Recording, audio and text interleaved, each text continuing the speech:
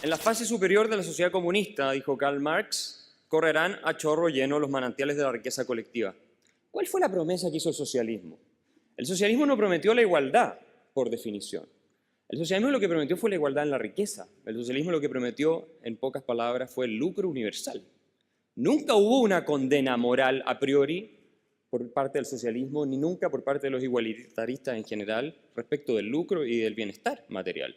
Al revés, lo que hubo fue una promesa de que, llegado el comunismo, llegado el socialismo, lo que íbamos a tener iba a ser una sociedad donde a nadie le iba a faltar absolutamente nada.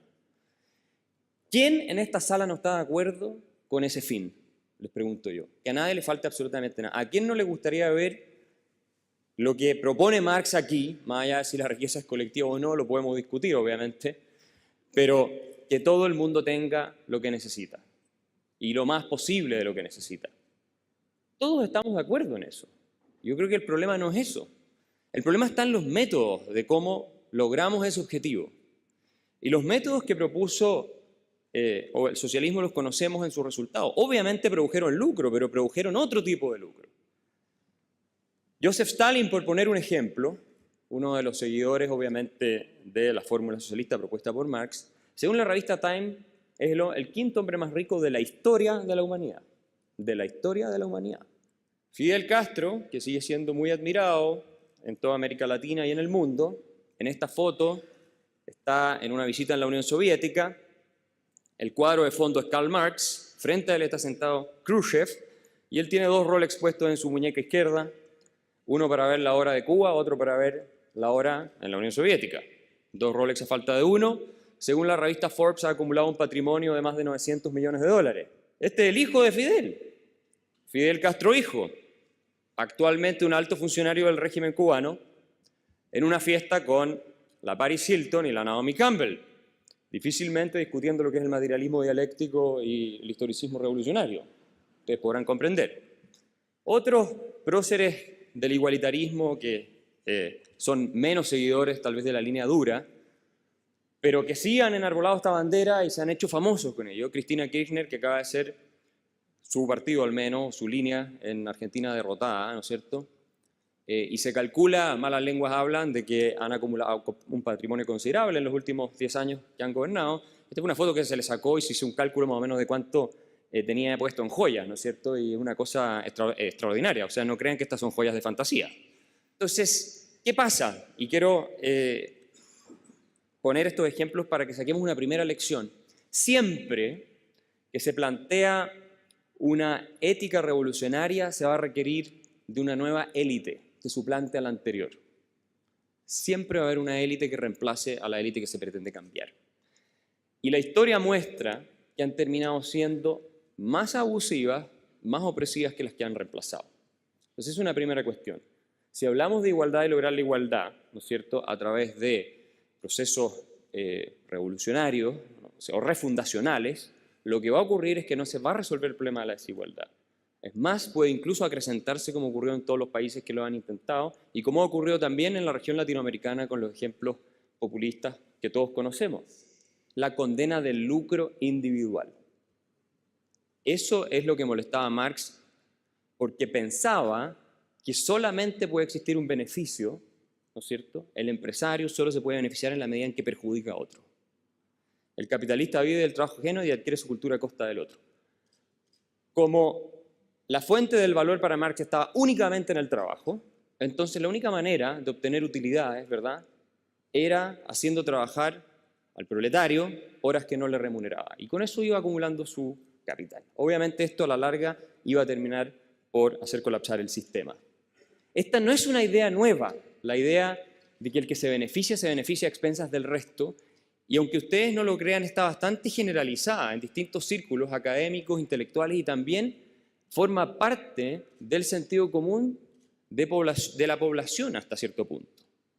Y es algo contra lo que tenemos que combatir. Acompáñenme un poco en un viaje a través de la historia de las ideas. Este es el pensador francés Michel de Montaigne, siglo XVI, muy influyente, extremadamente influyente en todo el pensamiento occidental. Y esto es lo que se conoce como el dogma de Montaigne.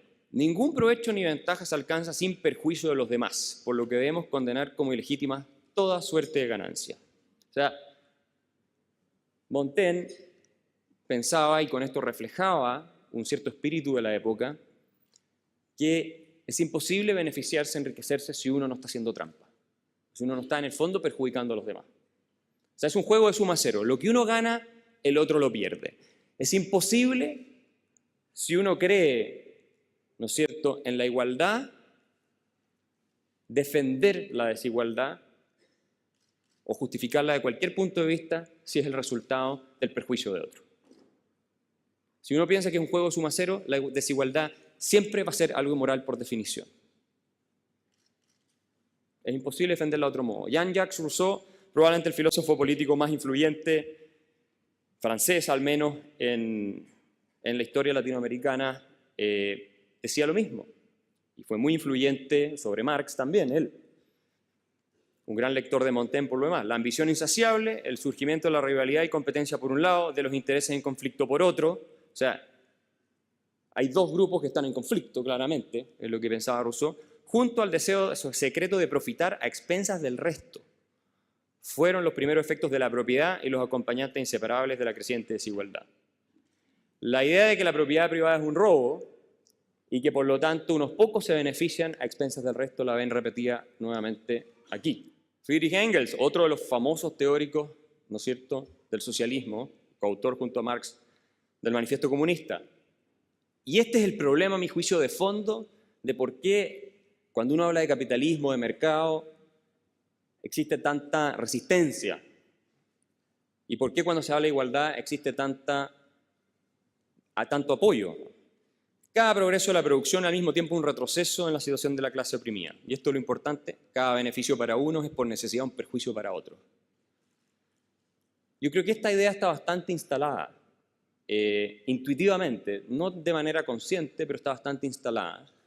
El hecho de que si a alguien le ha ido bien, y esto cambia de una cultura a otra, obviamente, pero el hecho de que si a alguien le ha ido bien porque ha hecho trampa, porque, ¿no es cierto?, ha abusado de otro, de que el lucro, básicamente, es una cosa inmoral, y es inmoral porque perjudica a los demás, no los beneficia. Y no solamente es algo que queda obviamente en las esferas intelectuales o en las esferas de la opinión, es algo que trasciende esa esfera. El Papa Francisco, sin duda un hombre ejemplar en muchos sentidos, ha mostrado cierta sintonía con la idea de que el capitalismo, de que el mercado finalmente es un problema para la gran mayoría y refleja una ventaja injusta para unos pocos. Hace poco tiempo atrás el profesor de Harvard, Ricardo Hausmann, sacó un artículo haciéndose cargo de las declaraciones del Papa, explicándole en realidad que si queríamos superar la pobreza y todo lo que obviamente nos preocupa, el camino no era criticar, condenar al capitalismo, al libre mercado, como que ustedes quieran llamarlo, el sistema, sino al revés, profundizarlo. Y le demostraba con cifras que era la falta de instituciones de mercado en los países en desarrollo lo que impedía que la gente saliera adelante. Pero esta es la imagen un poco que hay, ¿no es cierto?, instalada de lo que consiste el sistema. Pero ¿qué es lo que ocurrió? Aquí ustedes tienen un gráfico que les refleja de la mejor manera lo que ocurre sobre todo desde la Revolución Industrial en adelante. Está desde el año 1000 hasta prácticamente nuestra época. Teníamos una situación de igualdad en el mundo, de mucha igualdad. Igualdad en la miseria, pero igualdad a fin de cuentas. Y lo que ocurre es que se produce una explosión del ingreso en el mundo y jamás la media de la población, del habitante medio, ni en Europa, ni incluso en países en vías de desarrollo había estado mejor que lo que estamos después de que se introducen las instituciones de mercado. Si ustedes lo quieren ver de otra forma, esta era la situación del mundo en 1800. El eje vertical es las expectativas de vida, el eje horizontal, ingreso per cápita. Mientras más arriba están estas pelotitas que representan países de distintas regiones, más alta es la expectativa de vida, mientras más a la derecha, más alto es el ingreso per cápita. ¿Qué ocurrió? Vean ustedes dónde está ahí bastante igualdad. Hay países europeos con niveles de ingreso y expectativas de vida similares a países africanos. Estamos hablando de 1800, esto no es mucho tiempo atrás. Esta es la realidad de hoy. Esto es lo que nosotros defendemos, los que creemos en la libertad económica, lo que creemos en la labor del empresario y lo que creemos en los mercados libres y competitivos. Esta era la realidad antes. ¿Quién se ha acercado más, digo yo, entonces al ideal que planteó Marx originalmente o que buscan incluso los igualitaristas actualmente, que es que todos estén mejor? Eso es lo que todos queremos. Es difícil entender cómo los que defendemos esta evolución, somos finalmente los que estamos del lado de los malos. Y tiene que ver, digo, con este clima y sensaciones que se instalan en la opinión, al final. ¿Por qué se produjo este fenómeno de enriquecimiento sin precedentes de la humanidad? Y esto es muy importante que lo entendamos. Porque se empezó a hablar bien de los empresarios. Eso es lo que dice Deirdre McCloskey en su libro La dignidad burguesa, que se lo recomiendo. Dice, mire, todas las explicaciones que han habido de por qué se ha multiplicado por 30 el ingreso per cápita en muchos países y estamos mejor que nunca antes en la historia, están equivocadas. Lo que cambió, dice, fue la retórica en torno a los empresarios, al lucro y obviamente también a las instituciones que apoyan esto. Y McCloskey dice algo más.